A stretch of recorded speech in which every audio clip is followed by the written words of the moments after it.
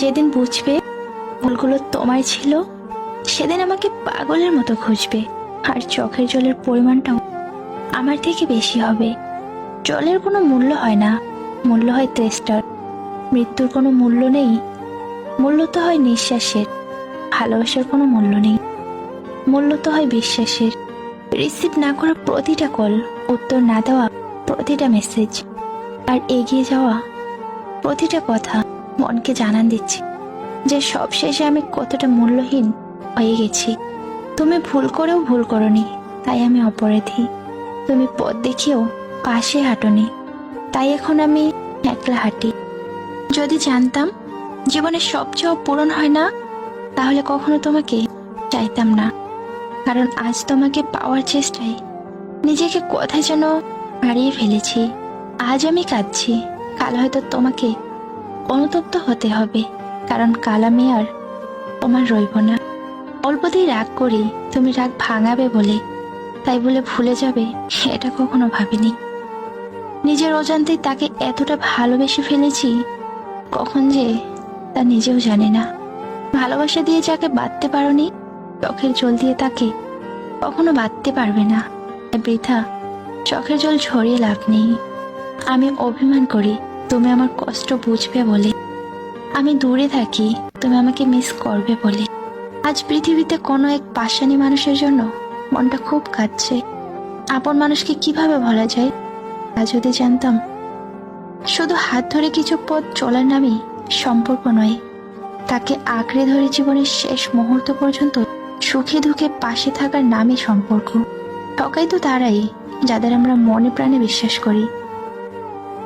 ভালোবাসা মানে কাউকে জয় করা নয়, বরং নিজে কারো জন্য হেরে যাওয়া। অভ্যাস হয়ে গিয়েছিল সে আমার। তাকে ছেড়ে চলতে যেন একা লাগতো।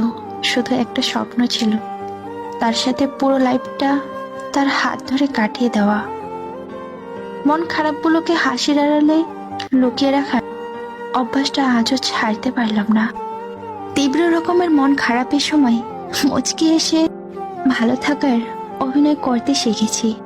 কারো ওপর তীব্র রাগ থাকা সত্ত্বেও তার সাথে কিছুই হয়নি এমন ভাব করে হাসি মুখে কথা বলতে শিখেছি। এই পৃথিবীর বিশাল মঞ্চে খুব সত্যিকারের মিথ্যে অভিনয় করতে শিখেছি।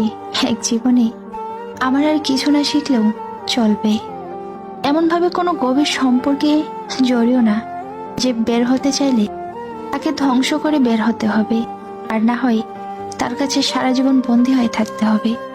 ভালোবাসা বয়স, সুন্দর চেহারা, অর্থ কিংবা স্বার্থের সাথে সম্পর্কিত নয়, পুরোটাই বিশুদ্ধ অন্তরের সাথে সম্পর্কিত। যখন নিজের অজান্তে কাউকে কষ্ট দিয়ে ফেলি, তখন নিজেকে বড় অপরাধী মনে হয়। আর কেউ যখন আমাকে কষ্ট দেয়, তখন মনে হয় এটাই আমার পাওয়া ছিল। কষ্ট আমারও হয়, রাতে বালিশ জড়িয়ে আমিও কাঁদি, শুধু কাউকে বুঝতে দেই না। এপার ভাঙে অপার ভাঙে, নদীর কি আসে যায়, যার ভিটা সেই তো কান্দে পয়রা নদীর কিনারায়। আমাদের গল্পটা ঠিক এরকমই, উপরে সারমর্ম হয়ে রয়ে গেল, যে ভালোবাসে সেই কষ্ট পেল। স্মৃতিচারণের গল্পতেই থেকে যাওয়া হলো।